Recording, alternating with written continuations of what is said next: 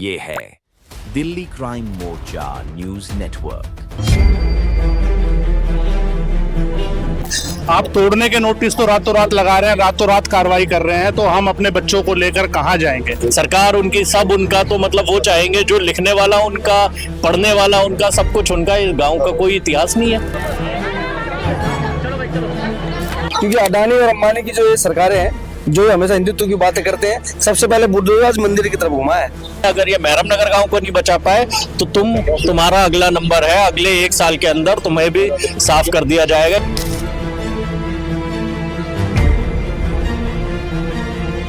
NSG बाद में आए, गांव वाले पुराने बसे हुए। आज एनएसजी कहती है कि गांव पे हमारा कब्जा है। हाँ। तो ये गांव वाले के बाद में आके रहने लगे। आज दिल्ली के अंदर बीजेपी की सरकार है, यहाँ के एमपी बीजेपी के हैं, तो कम से कम अगर केंद्र की सरकार के अंदर बीजेपी बैठी है और गृह मंत्री के अंडर ये जो सारा डिफेंस की लैंड आ रही है, तो क्या आज उनको ये चीज पता नहीं चल रही है, महसूस नहीं हो रही है? अगर सरकार आज पेपर पर अगर काम कर रही है तो क्या पार्लियामेंट का पेपर है या सुप्रीम कोर्ट का पेपर है? आज वो किस चीज को वेरीफाई कर सकते हैं कि उसको डन कर सकते हैं कि हाँ भाई इसका पेपर है? किसकी रजिस्ट्री है बताएं?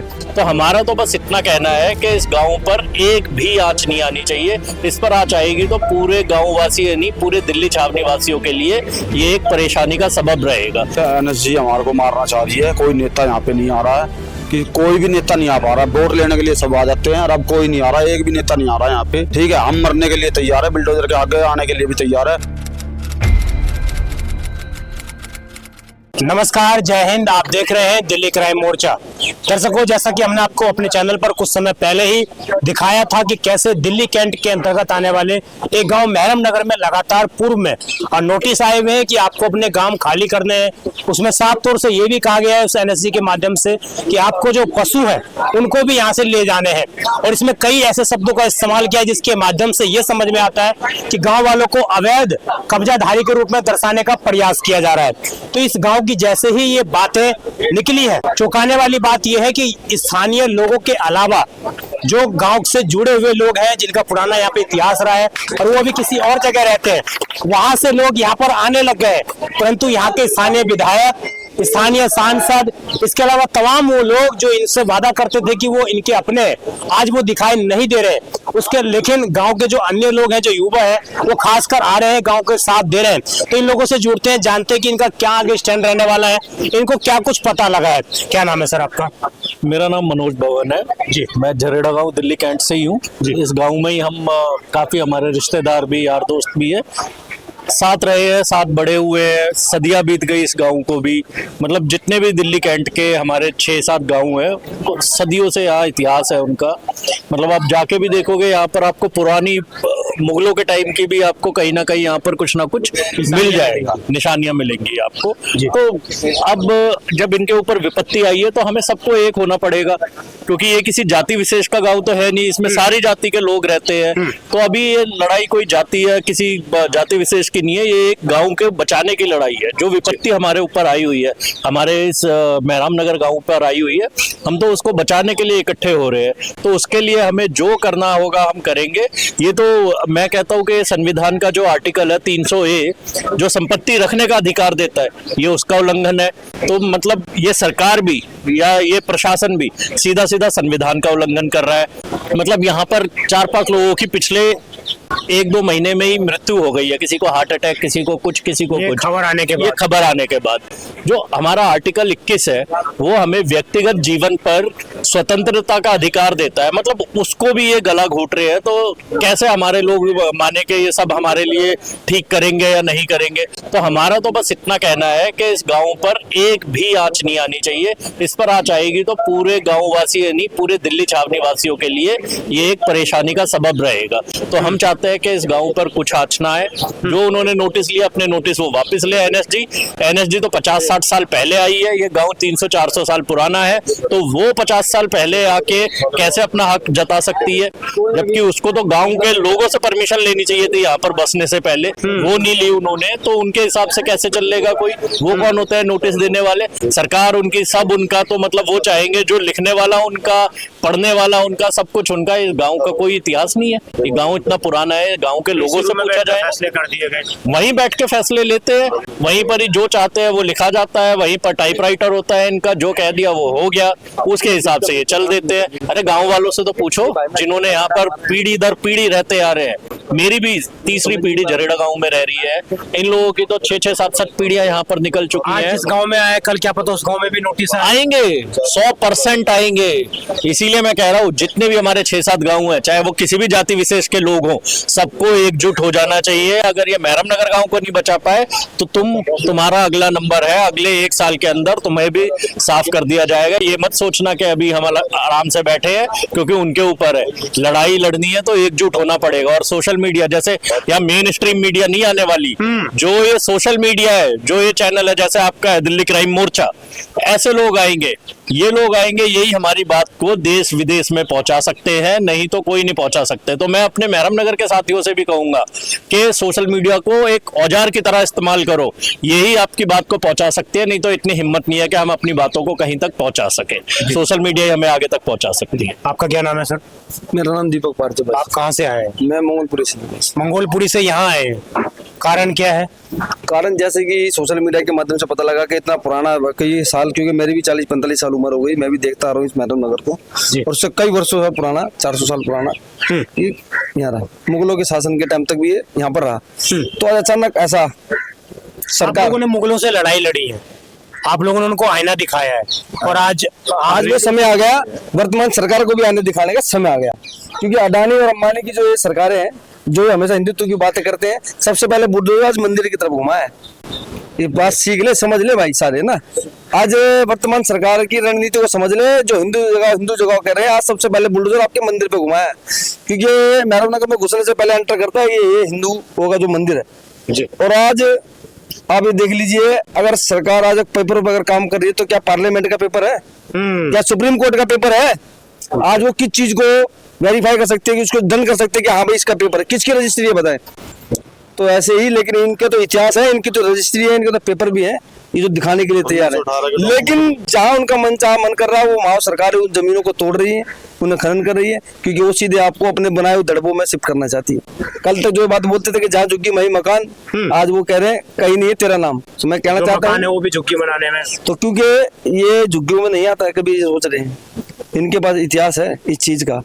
आप जब पैदा भी नहीं होते जब से यहाँ लोग रह रहे हैं। पीएम जब यहाँ देश का प्रधानमंत्री जो सरकारें हैं, वो पैदा भी नहीं होती जब से यहाँ रह रहे हैं। तो मेरे कहना सभी साथियों से, सभी आपके वीडियो के माध्यम से मेरे कहना इतना है, उन युवा साथियों को, उन क्रांतिकारी भाइयों को इस वीडियो को ज्यादा शेयर करें, इस चैनल को शेयर करें, क्योंकि सच की लड़ाई से आज जो यहाँ खड़ा है वो सच की लड़ाई लड़ रहा है। हर चैनल भी आज यहाँ नहीं खड़ा होगा, जैसा कि भाई ने कहा, मैं इस बात से सहमत हूँ और भाई का समर्थन भी करता हूँ। मैं सभी युवा साथियों से, क्रांतिकारी भाइयों से, जो संस्था चला रहे हैं, ग्रुप चला रहे हैं, और मेरे भाई युवा साथी जो आज अपने अपने टिकटों के प्रयास में है, आज ये तय करता है कि आप समाज में क्या रणनीति रखते हैं और क्या तय कर सकते हैं और कितना अपने साथियों को सहयोग दे सकते हैं। मेहरम नगर पहुंचे और उसको बचाने का काम करें। इन छोटे छोटे बच्चों की शहर में जो मायूसी है, इन्हों को कम से कम हौसला बढ़ाने का काम करें। धन्यवाद। आपका क्या नाम है सर?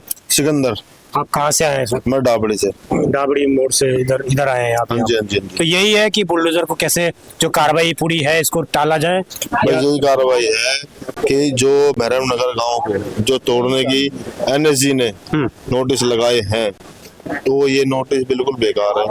1984 में इनका ऑफिस बनने के लिए शुरू हुआ था, 86 में मैं एक चीज समझ पा रहा हूँ कि जो किराएदार है वही मकान मालिकों पे हक जता रहा है, कि तो उसी तरह की चीजें हो गई ना यहाँ। हाँ, एनएसजी खुद किराएदार है, उससे पहले से गांव बना हुआ है जी। 86 में एनएसजी का ऑफिस चालू हुआ था, तो एनएसजी पहले आई है, गांव वाले पहले आए, एनएसजी बाद में आए, गांव वाले पुराने बसे हुए। आज एनएसजी कहती है कि गांव पे हमारा कब्जा है, तो ये गांव वाले के बाद में आके रहने लगे। और कब्जा अगर कर भी लिया, तुम कहाँ सोए हुए थे? तुम पहले कहाँ सोए थे? कब्जे जो मकान बन रहे थे इनके जी, अब कहाँ चले, अब कब्जा कहाँ से लेके आ रहे हैं? अभी क्या आप लोगों का प्लान है? क्योंकि मैं देख रहा हूँ तमाम हिस्सों से लोग आ रहे हैं दिल्ली के। मैं अपने सभी 36 बिरादरी भाईचारे से कहूंगा, जो मेहरम नगर में जो हो रहा है, आज ये मकान टूटे की नौबत आई है, जैसे और भी मकान टूटे हैं। ये पेपरों की बात कर रहे हैं, तो अभी हमारे दीपक पार्थिव जी ने जो बात बोली कि रजिस्ट्री तो पार्लियामेंट की भी नहीं होगी, और ऐसे तमाम ऑफिस हैं जिनके रजिस्ट्री के पेपर भी नहीं होंगे, जो आज इनसे पेपर मांगे जा रहे हैं। हमारे पास पेपर फिर सारे हैं, 1918 का भी डॉक्यूमेंट है, और भी पासवर्ड सारी चीजें हैं। तो आज दिल्ली कैंटोनमेंट 24 में बनी है। अच्छा, मुझे एक चीज बताइए, आप सभी लोग मौजूद हैं और आप सभी लोग समाज में एक अच्छी पकड़ रखते हैं, क्या अगर एनएसजी पीछे नहीं हटी तो आप लोगों का आगे का क्या प्लान है, कैसे आप लोग फिर तैयारी करने वाले हैं? भैया फिर अगर मरना पड़ेगा तो मरेंगे भी, क्योंकि हम जो वंशज हैं, आप वंशज समझ लीजिए, हम तो बाबा साहब के वंशज हैं, हम तो संविधान रक्षक हैं। और अगर हमें कुछ करना भी है तो हम संविधान के दायरे में रह के करेंगे। अगर सरकार को हमें मारना है तो मार दे, वैसे भी तो जीते जी मार ही रहे हैं ना, हमारा घर तोड़ दिया तो हम मर गए वैसे ही। तो हम मतलब ऐसी जिंदगी हम कैसे जी सकते हैं? हमारे यहाँ पर बच्चों की यादें जुड़ी हुई है, हमारी पुरानी मतलब शादी हो के यहाँ है, हमारी पुरानी बचपन की यादें यहाँ पर जुड़ी हुई है। तो जब हमारे घर को ही तोड़ देंगे तो हमें मार ही देंगे। तो क्षति चली जाएगी तो आदमी किसके सहारे रहेगा? हमारे दादा परदादा, हमारे बच्चे जो पढ़ रहे हैं उनका स्कूल यही, सबसे यहीं से आना जाना, अब उनका स्कूल फिर सबसे खराब हो जाएगा तो कैसे चलेगा? जी, आपका क्या नाम है? मेरा अजीत नाम है। आप कहाँ से आए? मैं गांव पुरानी नांगल से आया हूँ। जहाँ दिल्ली कैंट के 8 गांव में गांव पुरानी नांगल भी एक गांव है, और वहां भी नजदीक में कुछ घरों को जो है नोटिस दे दिए गए हैं। ऐसा ना हो आने वाले समय में ये जो सिस्टम है ये पूरे कैंट में चले, सबको अवैध तरीके से बताकर तोड़ने का काम लग रहा है यहाँ शुरू हो चुका है। और सत्ता में बैठी राजनीतिक पार्टी लगातार ऐसा कर रही है। उन्हें बताना तो चाहिए कि आप हमें हटा रहे हो तो कहाँ ले जाओगे? हम भी तो इस देश के नागरिक हैं, हम लोगों ने वोट दे करके आपकी सरकार बनाई है। आप तोड़ने के नोटिस तो रातों रात लगा रहे हैं, रातों रात कार्रवाई कर रहे हैं, तो हम अपने बच्चों को लेकर कहाँ जाएंगे? ये भी तो सरकार हमें बताए ना कम से कम। ट्रिपल इंजन की सरकार है, आप लोगों ने 27 साल के बाद एक पार्टी को चुना है, आपको लग रहा है उसका नतीजा उस पार्टी के लोगों को आना तो चाहिए। आज दिल्ली के अंदर बीजेपी की सरकार है, यहाँ के एमपी बीजेपी के हैं, तो कम से कम अगर केंद्र की सरकार के अंदर बीजेपी बैठी है और गृह मंत्री के अंडर ये जो सारा डिफेंस की लैंड आ रही है, तो क्या आज उनको ये चीज पता नहीं चल रही है, महसूस नहीं हो रही है? गांव के अंदर 8 गांव, अगर इस एरिया के जो सबसे पुराने गांव माने जाते हैं दिल्ली कैंट के, दिल्ली के जो मुगलों के काल से हैं, अगर आप कभी गांव पुरानी नांगल की तरफ आओगे तो वहां पे मुगलों के 5 मकान हुआ करते थे, जो एक पुराने मकान के रूप में आज भी वहां पे है, मौजूदा है। और उस समय में हमारे दादा परदादा वहां आकर के बसे, आज ये नोटिस दे रहे हैं उनको खाली करने का, तो आने वाले समय में आज इस गांव को दिया है, कल उस गांव को दिया है, तो ये पूरे कैंट का सफाया कर देंगे। हमें ले जाएंगे कहाँ ये तो बताओ? हम अपने बच्चों को लेके कहाँ जाएं? ये कौन बताएगा? जी, वोट लेते समय तो आप ये नहीं कहते हर 5 साल में आकर के आप हमारी वोट करके लेने के लिए आप खड़े रहते हैं। जैसा तो सरकार हमें बताए जरूर इस बात को। ट्रिपल इंजन की सरकार है तो वो ट्रिपल इंजन की भी हवा वैसे ही निकल जाती है, क्योंकि रेलगाड़ी को हमने सुना है एक ही इंजन खींचता है, हम भी रेल में सफर किया है। ट्रिपल इंजन क्यों लगाना पड़ता है? जब कहीं ना कहीं कोई खराबी होती है। तो मतलब इस सरकार में खराबी है, इनकी नीयत में खराबी है, जो ये हमें उजाड़ना चाह रहे हैं। तो ये मतलब हम लोगों के जीते जी तो हमें उजाड़ नहीं पाएंगे, लेकिन हमें मार के ये उजाड़ना चाहे तो उजाड़ सकते हैं। हम भी इस देश के वासी है, हम तो वासी क्या कहेंगे, हम तो मूल निवासी हैं इस देश के, असली मूल निवासी है। यूरेशियन लोग थोड़ी ना हमें उखाड़ देंगे। भैया हमें हमारा हक चाहिए, हमें हमारा जो अधिकार है वो रहना चाहिए। और जो ये कह रहे हैं ना कि इधर से उधर विस्थापित, हमें विस्थापित भी नहीं करे। हमें हमारा जो गांव है हमारे गांव में रहने दे, क्योंकि विस्थापित भी करेंगे तो बेचारे कुछ ऐसे लोग भी है जो उस विस्थापना के बाद उस घर को बना ही नहीं सकते। कैसे बनाएंगे वो क्या जमीन में इस धरती को छोड़ दे? धरती को छोड़ दे, छोड़ चुके हैं। 5-6 डेथ हो चुकी है, 5-6 डेथ हो चुकी है। तो मतलब में लोगों की डेथ हो इसी गांव में हुए हैं, नोटिस के बाद इसी गांव में है। हमारी यहाँ की ये जन्मभूमि है, हमारे दादा परदादा भी बहुत सालों से है। ठीक है, एनएसजी हमारे को मारना चाह रही है। कोई नेता यहाँ पे नहीं आ रहा है, कि कोई भी नेता नहीं आ पा रहा। वोट लेने के लिए सब आ जाते हैं और अब कोई नहीं आ रहा, एक भी नेता नहीं आ रहा है यहाँ पे। ठीक है, हम मरने के लिए तैयार है, बिल्डोजर के आगे आने के लिए भी तैयार है, हम प्रशासन से लड़ने के लिए भी तैयार है, लेकिन आप लोग मकान नहीं छोड़ेंगे? मकान नहीं छोड़ेंगे, मर जाएंगे हम यहीं। यही सब लोगों की डिमांड है कि जो स्थिति है उसको एज इट इज रहने दिया जाए। जी, हम मरने के लिए तैयार है जी। आप लोगों ने अपना शमशान घाट छोड़ दिया, लेकिन क्या हुआ? हम गोलियां भी चली थी, उनकी गोलियां चली थी ना, तो लगी हुई थी, इसलिए आप लोग पीछे हट गए थे। पीछे हट गए थे। हम कहाँ हट गए थे? हम तो बच्चे थे, हम तो हो भी नहीं थे, हमारे दादाओं की बात है, उस टाइम की बात है। तो ये स्थिति थी दर्शकों कुल मिला के, और आप समझ गए होंगे इसके बाद कि आखिरकार किस तरह की स्थिति आगे रहने वाली है और इस समस्या का आखिरकार समाधान क्या निकल पाता है। क्योंकि ये सारी चीजें सेंट्रल गवर्नमेंट के अंतर्गत है और सेंट्रल गवर्नमेंट मिलकर इन चीजों का समाधान निकाल सकती है। देखना ये होगा कि सेंट्रल गवर्नमेंट कितना इसमें आगे आ पाती है, क्योंकि अभी तक जो सांसद हैं बांसुरी स्वराज, वो इन लोगों से मिलने को कतई भी तैयार नहीं हो पा रही है। आप देखते रहे दिल्ली क्राइम मोर्चा में विजय ठाकुर, धन्यवाद।